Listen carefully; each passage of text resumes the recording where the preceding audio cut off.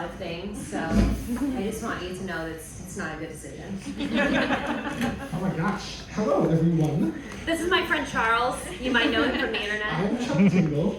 I was just saying, what's it like to bring a dang cartoon character to your book event? It's so exciting to just show up and have a pink bag over my head. And normally at my events, everyone's like, oh, there's Chuck. I know who that is. And then I was like, wow, these people are like, what the heck? Someone from law school texted me to be like, who is that guy? And I was like, listen, if you don't already know, I don't have the time to explain it. So I have been put in charge by my good friend, Olivie here, to host this event.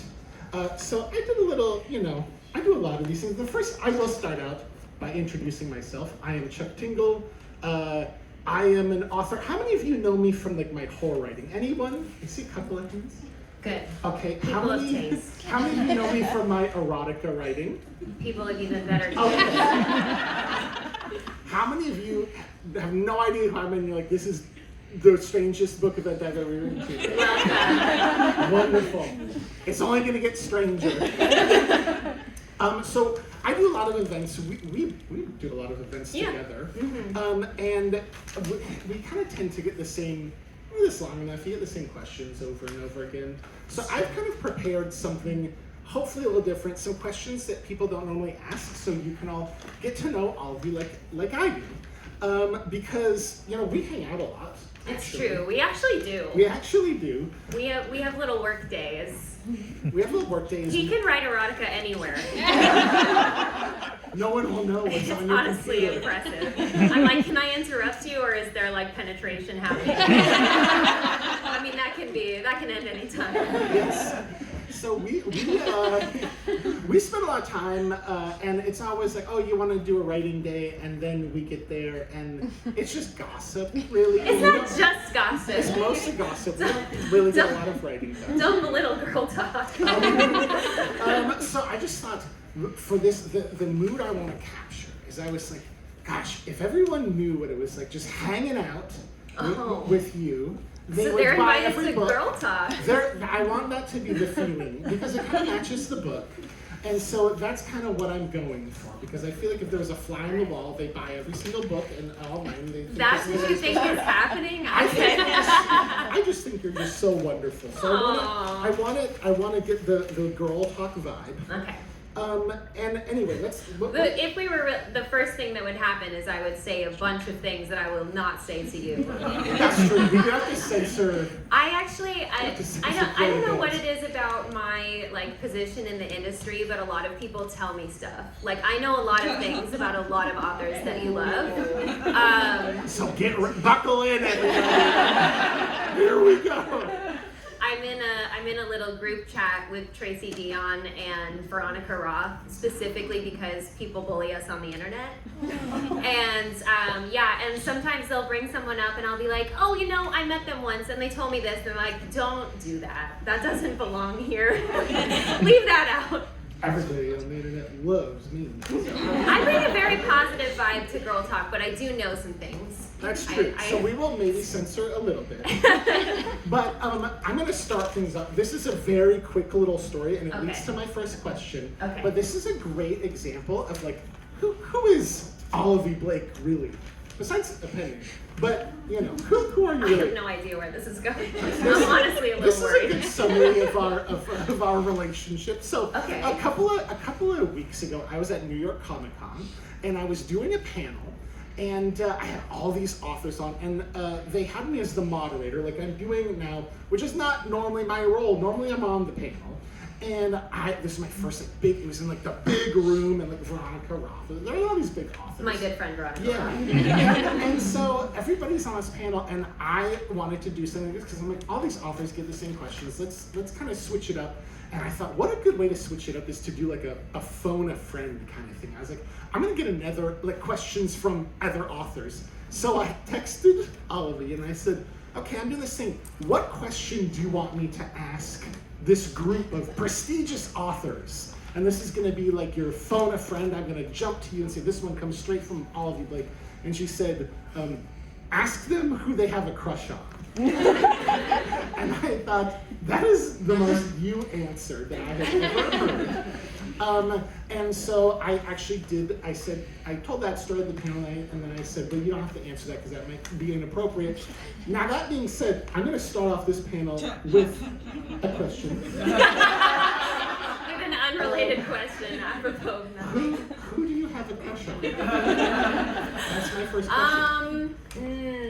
I mean, I want to give an interesting answer to this. I don't want to say like my husband. We're already off to the races. I know, oh my God, what a basic answer. Gross. Let's see. I'm at a stage in my life where I find that men don't hit on me very often anymore, but women do. And that's very interesting to me. And the first thing that's coming to mind is the last time I was on tour for Gifted and Talented, I was in Kansas City. I had just come from the airport. It was, I don't know how many days I'd been on tour by then. I had like a zit sticker on my face. And I'm checking into this hotel, and it's like a weirdly fancy hotel in Kansas City. We were staying in like quite a nice part of town. And she's checking me in, and I'm like, this girl is very pretty. Like, this is a very beautiful girl.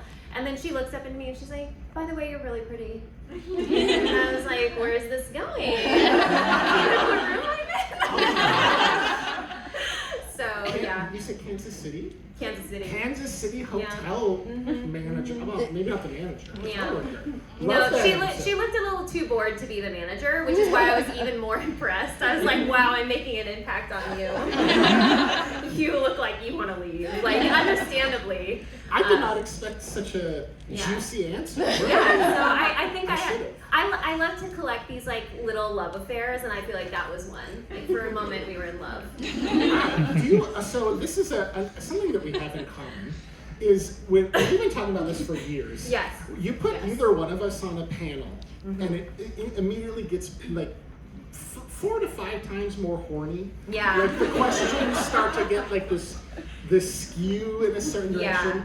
And I was wondering, when it's just the two of us, is that I know, still how gonna horny happen? can it possibly get? Should we tame it? I think it's going to take off like a rocket. I can already tell. Well, okay, but the problem is, so I write fantasy, and we're at a weird juncture where a lot of people are like, there's too much sex in these books. And a lot of people are having what I would describe as a conniption. And so even though my books are not exactly open door and they're not super explicit, which to be honest is purely me trying to pace. Like, if I had the time for a little quick side quest, maybe we would open the door, but I don't, because I spend my time talking about, I don't know, other things. I started in fan fiction, so I did start writing with the intention specifically of writing erotica.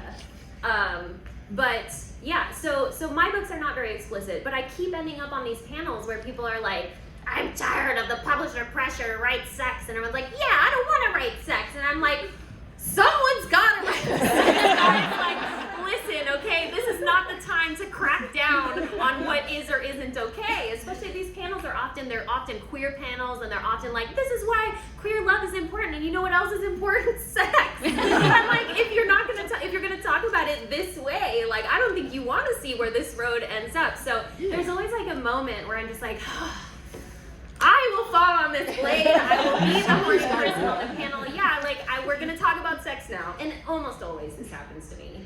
Oh, yeah. You're taking the lead. Although sometimes when we're both there, it is nice to like have someone else. Yeah, because you can tend to feel a little bit like, is this inappropriate of me? Yeah. And then we lean out and look. You're at that side of the panel. Yes. We lock eyes and say, okay, we're okay. The horny encouraging each horsemen. other. Yes. TJ Klune is a real, like, sometimes he likes to talk about how he doesn't appreciate the horniness, and then sometimes he likes to make the panel horny. He's a real wild card. Huge wild card. Yeah. So anyway. Yes. Well, it's funny. So I actually had a question about that because we have a lot of similarities. About TJ Klune and his. Actually, yeah, he is a mutual bud of ours. It's true. But I was thinking, there's a couple that I wanted to bring up. One is making every panel horny. Right. But you already brought up the connection to fan fiction. Yes. I didn't I started by writing erotica, not necessarily fan fiction. Although I did write trans wizard Harriet Porber, and that seems to be well received, and that's kind of, it's not really fan fiction because I've actually never read Harry Potter, so I was kind of really guessing there with that. Never seen the movies, never read the books. This is it. This is how I am with Twilight. I've never engaged with Twilight, and but for me, it's like it's more of a vindictive thing because my mom was really anti-Harry Potter because I don't know, witches. My mom is very Catholic. I feel like people have forgotten this era when like people. Just so you guys know, speaking of conniptions, the Catholic schools are freaking out. My son is in a public school where he belongs, but the Catholic schools are freaking out about K-pop demon hunters. I just wanted you to know that like there are many conniptions to be had. We're one in the business of having a conniption. Yeah, my mom was very anti-Harry Potter, and she really didn't like my interest in the Disney princesses. And then my sister, who's 9 years younger than me, was reading Twilight. And my mom read Twilight with her, and they watched the movies together, and I was like, what fucking what is Twilight? And she was like, it's a beautiful love story. And I was like, that is insane. And we got into this huge fight, and she goes, you don't know what love is. And so I will never read or watch Twilight. It's just better if I don't know. Well, you know, it is kind of funny looking back at all the conservative moms and being like, okay, I guess maybe with Harry Potter you might have had a point, but it just wasn't the one you thought you had. Yeah, I know. Like, don't make me walk this back. Don't make Harry Potter Excuse me. and Marilyn Manson. The witchcraft was one thing. Like, yeah. Well, all right. Anyway, we're going to be going on so many tangents today. Yeah. I wanted to know, what do you think writing fan fiction or starting there? Yes. What do you think that did for you artistically? Like, where do you think that took you that maybe if you had a more, like a different interest to writing, like what do you think it did for your art? Okay, I love to quote the oral history of Mamma Mia 2. You guys may have heard me quote this before, but it's something about someone who was part of the film, an excellent film. I went to see it with a friend in one of those movie theaters where they'll just give you half a bottle of wine, and I just cried through like a lot of it. There were like 4 old ladies and me and my friend, and we all sobbed together. Anyway, Mamma Mia 2. The people who made the film were like, you know, people said we were just a crowd pleaser, but do you know how hard it is to please a crowd? Like, that's a skill set. And I would say that's the fan fiction skill set, because you're writing for yourself primarily. Like, let's be real. When I started writing fan fiction, I was like, I actually have an idea. I've had this idea for like 10 years, and I'm going to write it down. I'm going to improve these books thusly. And it's like, wouldn't these be better if they were hornier?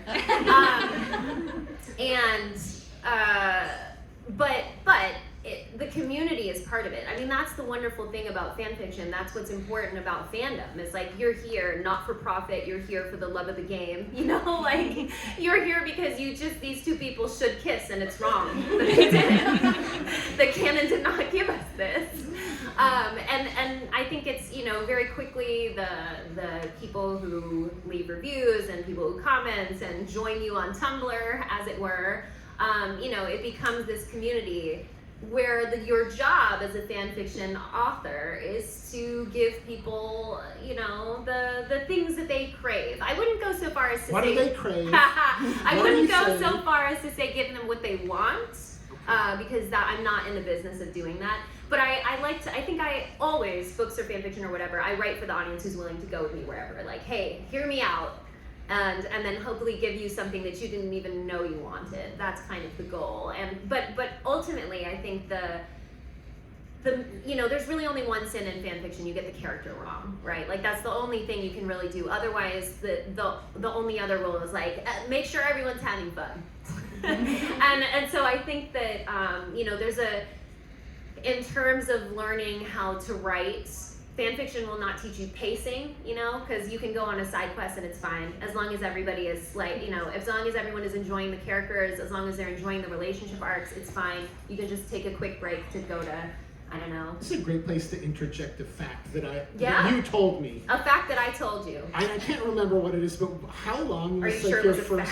fact? How long was your first like big fan fiction thing? You told me, and I was like, that's too many pages. How long? I don't know. You wrote something that was I wrote like a lot. absurdly long. No, I mean, I've written 4 million words of fan fiction. That's what I'm talking about. That's total. I did write one fan fiction that was 500,000 words just on its own. That's the one. Yes. There might be 2 of those actually. All right. But because there were a lot of side quests. There was one where I invented a French prison, but I called it Narnia, I think, and there were vampires that worked there. I had so much fun. It's important that everybody's having fun. That's what you learn from fan fiction. You're there because it's love, because it's just like, this is fun, and I'm having a blast, and that's the energy that I take to all my writing, I think. I love it. Except for when I'm mad, but then I'm also having fun, but just like in a ragey kind of way. Okay, so you talked about like the fan fiction community. Yes. Another thing that we have in common is like in generating the community through our writing and through writing through the creative process, that it has kind of affected our lives or our health. I'll just say really quickly, like, you know, you look at me up here, I am wearing this mask, and I obviously have a strange appearance, but a lot of this is because, you know, I had chronic pain for many years, would go to the hospital. I mean, I was basically living on painkillers. I thought that would be the rest of my life. And the more I express myself as Chuck, you know, I'm on the autism spectrum, and it was kind of clenching my body very tight to neurotypically mask. So I created this space for myself where I could express myself in this way, and that it actually started to heal my chronic pain, and that I am actually better now because I spend this time to kind of like loosen my body and exist. And I didn't know that would happen, but that was the product of creating this community, of creating art. But you have something very similar to that, and whenever I tell this story, I'm like, this is miraculous, like what a one-of-a-kind story. But you have something similar. Do you want to talk about that? Yes, so at some point I dropped out of law school, and let me start earlier than that. I have bipolar, and I first got treatment for bipolar because I kind of always knew something was wrong with me. Like I always knew that, you know, I had these like self-sabotage periods, and I knew things weren't right and weren't normal, but it wasn't worth like doing anything about until I met my husband, who I will admit, have a crush on. And the truth comes out. Yeah, I know. Oh God, so lame, like the lamest possible look I could bring to this. But you know, I met him and I was like, I want your life to be good. I want you to have a partner who like doesn't make their problems yours. I want you to be with someone who is better able to take care of themselves, and I want your life to be good. I want you to have the best life and the best person in your life, and I know that there is a better version of me. And so I got treatment, and I was on like a ton of pills for a long time, and I dropped out of law school not because of the pills. I needed the pills to get through what I did do of law school, but it was misery for reasons we don't have time to get into right now. And mostly the criminal justice system, you know, quick shorthand. Then my psychiatrist didn't refill my pills at some point, and I had like really bad insomnia. I couldn't sleep for some days, and that's when I discovered fan fiction, and I started writing fan fiction in the wee hours because it was something I could do, and it was, you know, and I thought I would keep it my little secret forever and no one would ever have to know. But the more I started writing, the better I felt, and it was this weird thing where it was like it was helping my whole body. Like I used to have really bad hormonal acne, and that just kind of like cleared up overnight. It was crazy. It was like once I was actually putting my brain into creative work and I was directing all of this into creating art, suddenly I was way more able to focus, I was able to sleep, I was just a much better version of myself than I was when I was on pills. And I'm still in therapy. I recognize that pills are, like, this is not the pills' fault. I have the benefit now of, like, I live a pretty fluid lifestyle. You know, I can exist without them because I have the freedom to make my art and stuff like that. If I worked a day job, I would absolutely need my pills. I had this great antidepressant that was a patch, and I just put it here on the tough days, and it was like a jolt. It was like, ah! Anyway, so yeah, and so it's funny because whenever Chuck tells that story, I didn't know him when he had the chronic pain, and I feel really sad that that's so hard. It was. Oh my goodness. Yeah. You know, but it has a happy Yeah, ending. no, it has a happy ending, but I So feel much so emotional good. every time you talk about that because I know that feeling. Because yeah, it was the same thing that was just like, you know, my brain is not being put to use in the right way, or like I'm just not using my brain for what it's meant to be used for. And then once I did, it was like, well, this is the only path. You know, like I understand that it's high risk. I'm a very risk averse person, and I was like, but I have to try to make a go at writing for a living because this is the only way that I can feel my best self. So it's crazy that like it worked out, and here we are. Creativity is a very powerful thing. Yeah. So before we move on from fan fiction, I got. Oh, there's more? Well, Do you want me to write one? There right are some now? buckaroos that write about their favorite books, and there are some that take fan fiction to even greater heights and write about their favorite musicians. Oh. And I. Oh, I know what we're talking about. Yes. It took a minute. Is this a It took a hot sec. Is this a well-known? This is a fact? deep cut. Okay. This is only the real I would fans. love it if you would tell this audience about what I find to be one of the most fascinating fan fiction attempts ever in a musical. It's that not you, an attempt. It's that you developed. it's- A full musical that you developed Yeah. without, by the way, without contacting the band, without No, without I'm getting in any so permission, much trouble. just decided Anyone one day I'm gonna tells write this. Brandon Flowers. Yeah. That was- Yeah. So I wrote a Killers musical over COVID. It was like what I decided it's on AO3. You can read it. You know who will never read it? The Killers. You never know. No, it's like it's you know, and the funny thing is that this Killers musical is dark academia, but that was like before dark academia was a thing. It's like at this musical college. The plot of this, it's called Mr. Brightside and the Atomic Bomb, and the plot of my Killers musical. I know, it's great, right? What a title. Who is gonna make this film? And I actually described it as Mamma Mia, but instead of 3 possible dads, there's like many possible killers. So it's about this guy, Julian, his sister disappeared some years ago, and he doesn't know what happened to her. He gets a call from her that's like, I'm sending you some things, like things have gotten bad. Things have gotten worse since we last spoke. And then she dies, or he finds out that she's died. And he finds out that what she's been doing since she disappeared was attending this like college for specific magical people. They make magic via music.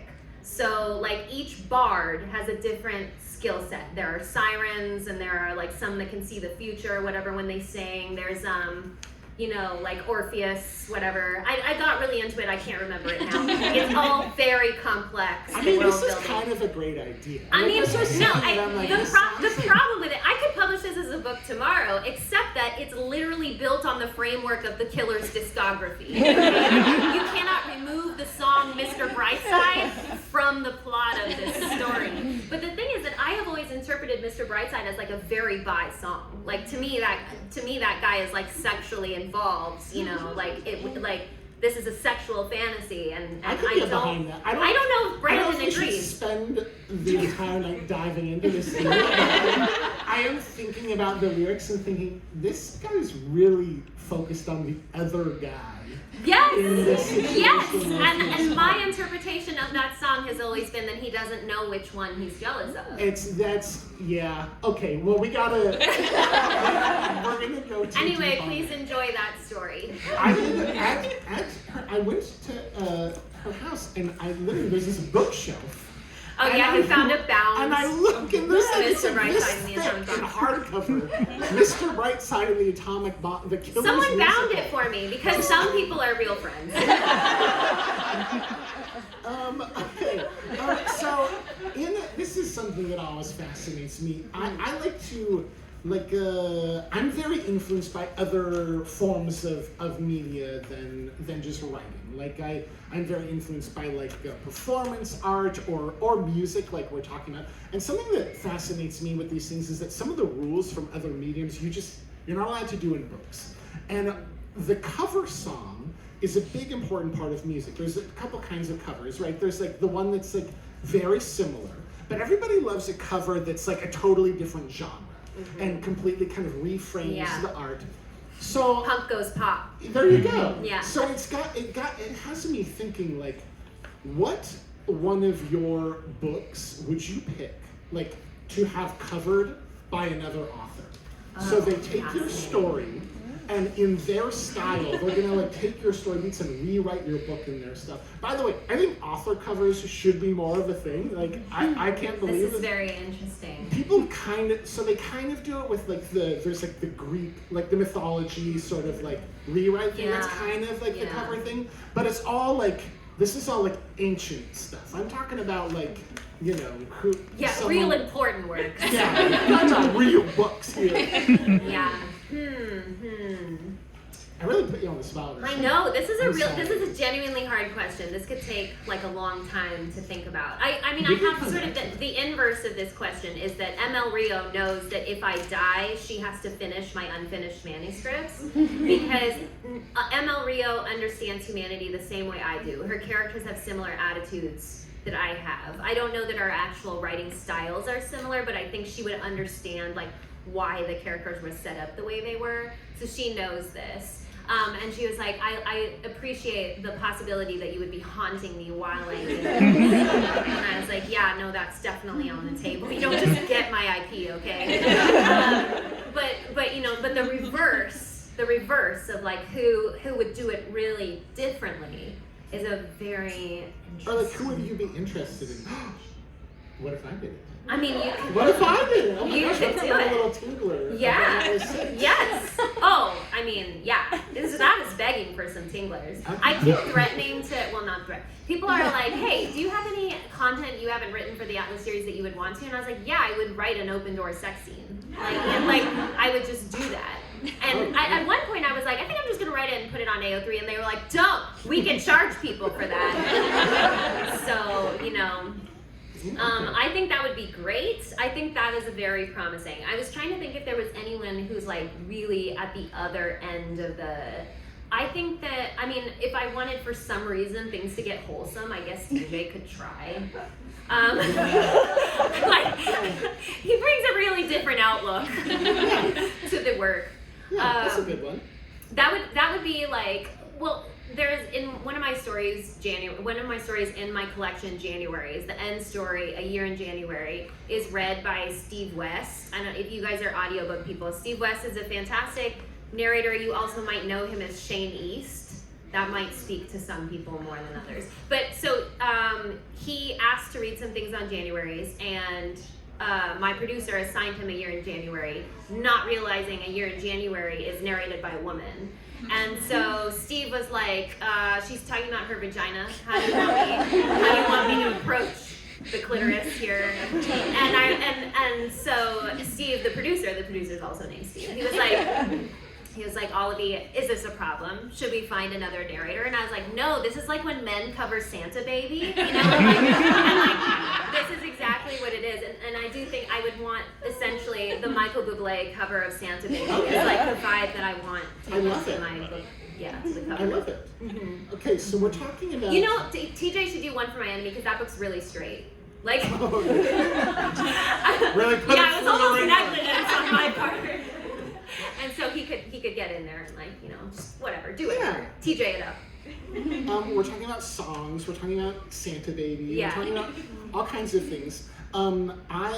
This is another thing that, we don't really get asked that much. I'm just gonna, to preface this by telling you something about myself. You might not know it by looking at me, but I am currently in first place in the top secret underground Hollywood all queer fantasy football league. He invited me to this. Everyone probably thinks I'm joking, but this is actually true. And I did. It's real, and I said no. I was like, oh, you want to play? And actually, you said yes. And then on draft day, No, I was like, okay, it's draft day. And you're like, never mind. No. I would never do that to you. Administratively, I don't commit those kind of crimes. Okay. I indicated that maybe I would do it, and then I was like, I can't invest in this emotionally. Yes. You gotta be really invested in the football. I think the football is like a soap opera. You can really get it. You can only get into it if you understand the characters, right? Like what's everyone doing this season, and like I was like, I just can't. Yes. I just can't. But then I got really excited. Was it the Jets? I don't even remember. Something caught my eye. Someone blocked a kick, and I was like, "Whoa, Chuck! You won't believe what I just saw. The coach is dancing." To be honest, to deny the top secret Hollywood all-career fantasy football league, and then to text me a week later. Yeah. Are you watching this? Are you Jets kidding game? me? Like, yeah. Excuse you. I know. I really got it. Was the dance that got me. So my Oh yeah, my Chuck was reason, saying something. my reason for bringing this up was I would love for you to kind of like, is there a hobby that you enjoy that you think everyone would be very surprised to hear about? Like what is a hobby that you have that I think maybe your outward presenting like personality, people would be like, that I do not see that at all. Like I think most people wouldn't know that I was first place in my fantasy football league. But is there anything that you have like that? I feel like I've done all the femininity cult things. Like, what instrument do you think I played in band? Just guess. Yeah. Wow. Incredible. Yeah. Was that a really good guess? Or is this on your Wikipedia? Yeah. No. It's just obvious. I'm blown away. But I do box. I started boxing while I was writing a fan fiction about a boxer. I was like, I'm very committed to knowing what you write, right? Like you don't need to know what you're doing, in order to want to write something about it. You just have to go do it. And so I started boxing. I actually love it because exercise for me is not fun unless there's a tactical element. Like I have to be getting better at something. I can't just like be in pain. I don't do endurance sports, okay? Like I don't see the point in enduring. So like boxing, at least it's kind of like this nice mix of chess and a really difficult workout. That's like I also have to think because we're sparring, and like my sparring partner Nacho has hit me so many times, just like some vocabulary has fallen out. But yeah, so I guess that's something. A really good one. I have a lot of aggression too. Yeah, it can't just be creative. I also have to hit things. Well, I think everyone would maybe and you're right. I think most buckaroos would be surprised by how influenced you are by athletes. Oh yes. This is something we were discussing. What's your favorite Kobe Bryant quote? You actually have a favorite quote of a basketball player? Yeah. I think so. I love Kobe. I just gave Chuck a speech about my love of Kobe because what makes Kobe so great is like his superpower is his work ethic, like his superpower is his focus and his greatness comes from that killer instinct and that he's like completely in the zone. But it's actually a Lil Wayne song that quoted. I just called him Little Wayne. Like, a Lil Wayne song that quoted Kobe, and the line is, "I don't take breaks, I just break records." And I don't know why I don't remember why I was saying this to Chuck, but it is something that I once said to a college professor. He laughed so hard. It was a really beautiful moment for me. But I'm also like weirdly my husband and I have we have very few overlaps. Like there are a few things that we both love, but two of those things are, one is Walter Matthau, who I loved in Hello Dolly, and he loved in Grumpy Old Men, but they're basically the same. And the other is we're like unduly influenced by Arnold Schwarzenegger's bodybuilding career. At one point, I sat in the audience for Arnold Schwarzenegger's like college, what's that called? Commencement address. And he didn't talk about being governor, he didn't talk about his film career, he just talked about being a bodybuilder. And he said he said, any minute that you're resting or relaxing, someone else is working hard. And I carried that around with me into the most mentally ill place. You know, and it was stuff like, he was like, I don't count my sit-ups till they hurt, you know, and I was like, this is a mindset that speaks to me. Finally, something that makes sense to me in this world. Yeah. So I really relate to athletes like self-discipline. Because I think that's me, as I love to almost harm myself. I'm so glad. Do you guys feel like a fly on the wall? Yeah, not when normal book talks. So. Yeah, the girl talk's going really well. Yeah. I love to bring up Arnold Schwarzenegger. I did one time. One time he was sitting next to me at brunch, and I was like, all right, our paths are crossing again, Arnold. I don't agree with you politically, but the sit-ups thing, I've really carried that out. Okay, I'm gonna completely switch gears. Okay. But it's also another question that you hear a lot at these things. So the Halloween season is approaching. Yes. One of my favorite things, and I am blessed with this pink bag on my head. Around Halloween, I start to get tagged in folks dressing up like me for Halloween. That's so cute. Which I love. I just think it's the greatest thing ever. But it does get me thinking about like creating characters. Mm-hmm. And you have created so many characters. I just wanted to know, and you probably I'm guessing you get tagged and some people going as characters, because we do talk about Yeah, cosplay. some people, actually, I think the biggest like cosplay type things I see are usually from Masters of Death, actually. People love to cosplay Fox and Bram. Okay, see, that's a very good one, but I want to know, like, what is the one that either you've seen or that you would like to see that's, like, the most impressive, where you're like, that is a minor character from, like, my least popular, like, what's the one that you want to see? Like, that if you got tagged in front and you go, oh my gosh, what is happening? Oh, well, almost anything. I'm a book author. Yes. But I will say that this is not really related, but my graphic novel, Clara and the Devil, it comes out in May, the like print version. It's beautiful. It's got completely new art. It's amazing. And my editor at Tor was like, what are your goals for this? Like, she was asking, like, because if you want this to hit the list, we can't get you there. You know, we're not talking huge sales volumes. Like, what is your dream for Clara? And I was like, my dream is someone to cosplay her at Comic-Con. Like, that's what I want. And she was like, oh, good, we can make that happen. So that's what my contract, it says in my contract that, but that was the discussion we had, was that if Tor was gonna get it, it's actually with 23rd Street, which is also under Daddy McMillan. He's good to us. Anyway, I don't remember what I was talking about. So I would love to see Clara, but that's like legit, like if I don't see Clara, I'll be disappointed. I think Clara and the Devil would make a really cute costume, couple's costume, very low effort, you know, guy just gotta wear sunglasses and all black, it's fine, and just bring sort of a charisma to the table. And Clara just wears a black velvet ribbon, like, dumb. But in terms of like deep cuts, I mean, obviously Julian from My Killers musical.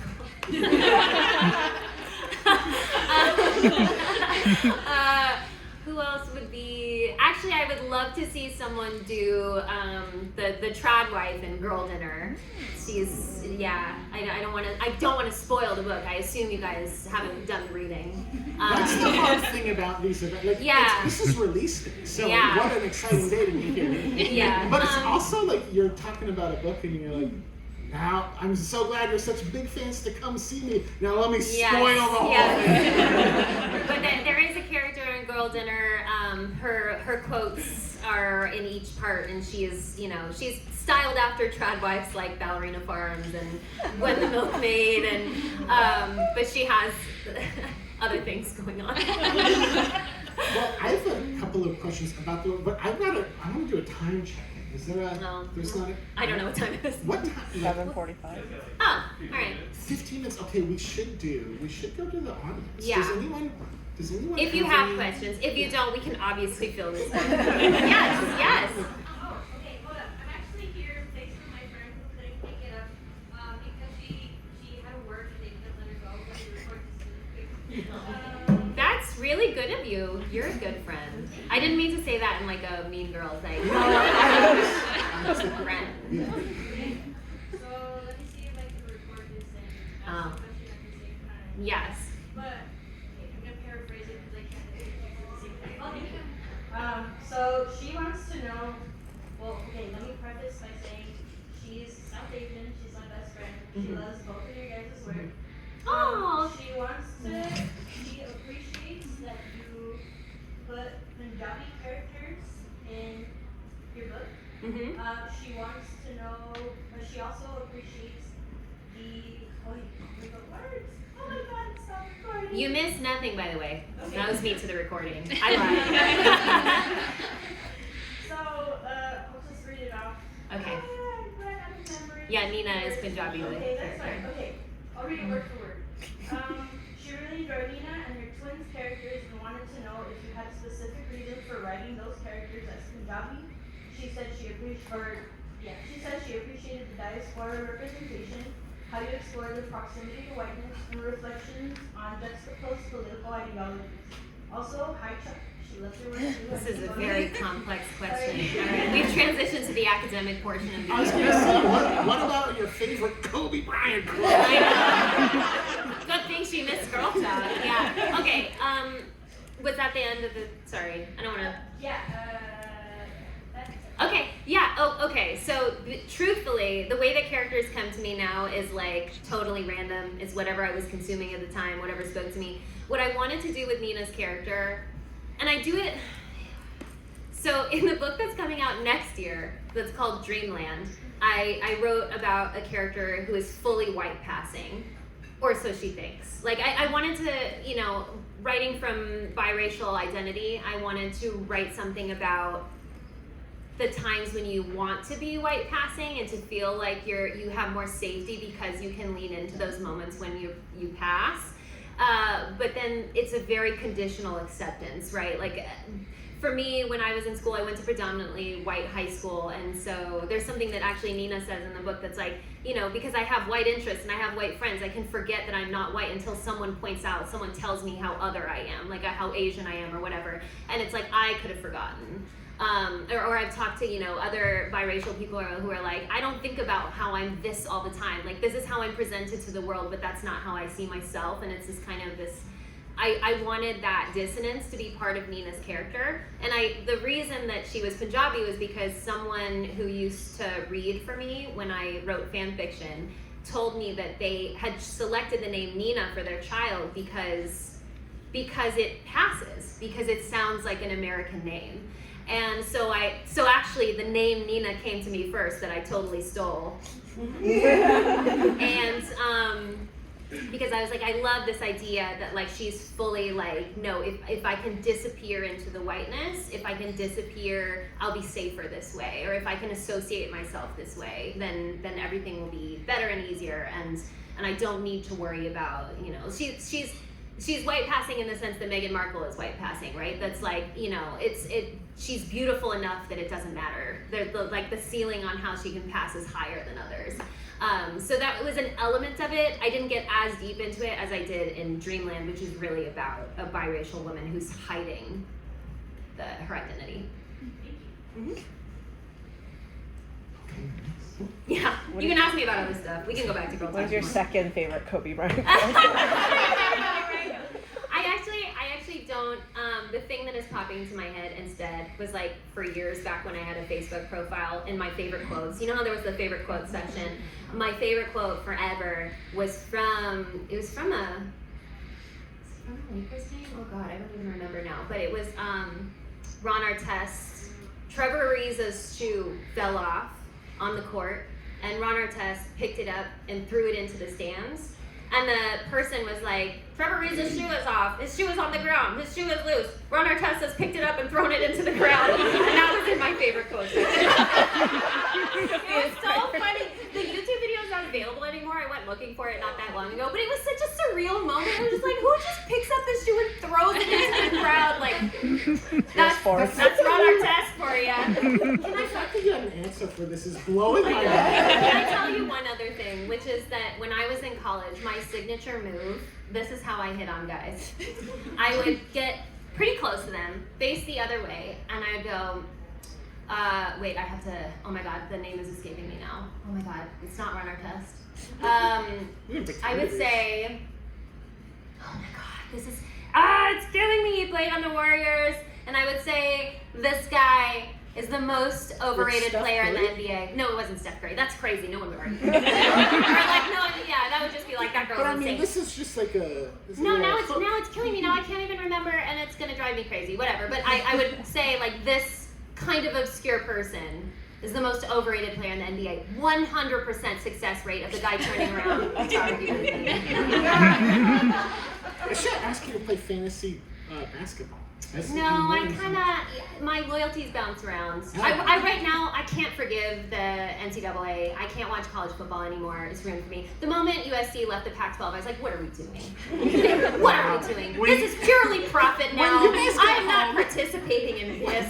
When you guys get home and whoever you're meeting with, your partner, how was the girl dinner? There were so many sports. A lot of Lakers talk, a lot of NCAA talk, you know.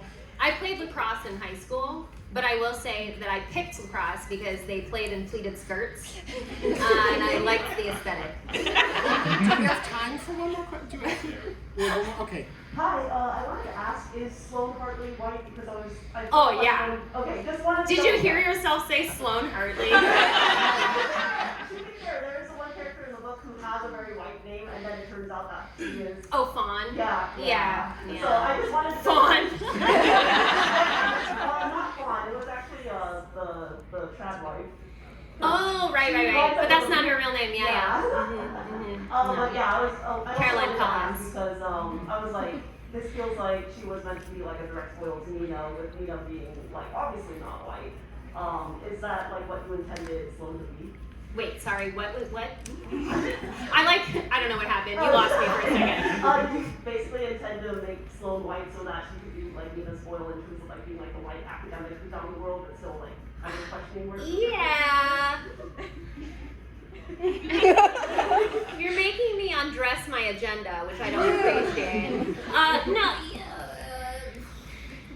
Girl Dinner is a satire because it's about some women talking about how hard it is to be women, and you're like, but it could be a lot harder, you know? And that's part of it. Like the whole point of, it's funny because I have a lot of sympathy for Sloane. You know, a lot of my feelings about being a woman are specifically written into Sloane because she's a millennial, she's a mother. There's lots of stuff there that is definitely meant to speak very honestly and authentically about what is so difficult about being forced into gender roles, about being, you know, feeling like it is actually not possible to have it all. But I also think it's important to have a nice little, cute little reality check every now and then, and that's something that I think there are moments when you can see that Sloane has allowed her experience to make her her experience is too myopic. You know, she's too focused on her specific. I have some problems with the way politics are going. I feel betrayed by a certain demographic and their use of what they consider power. I mean, part of the dissonance in the satire is the idea of like, you know, there's these women saying, oh yeah, you should just stick to traditional feminine roles, but they themselves are working. You know, like the trad wives are working. They're at work. They're making content. They are extraordinarily wealthy.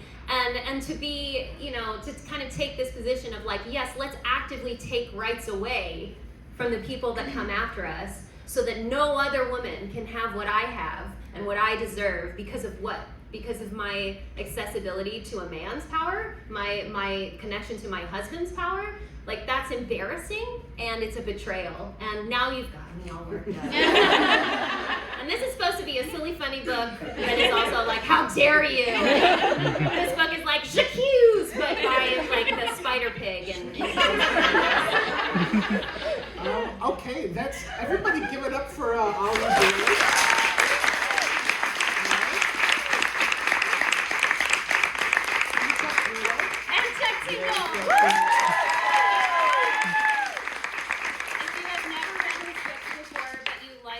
books, I recommend you start with Lucky Day. There's a lot of crossover in Lucky Thank Day. you. Lucky Day is very concerned with how to live and how to be a good person, and I feel like that's what my books are doing too. There you go. Oh my gosh. Now I'm. Oh, it fell out. Now I'm glad. He's I done. won He's this. been. Oh, thank you. Hey, let me round of applause for Chuck Tingle.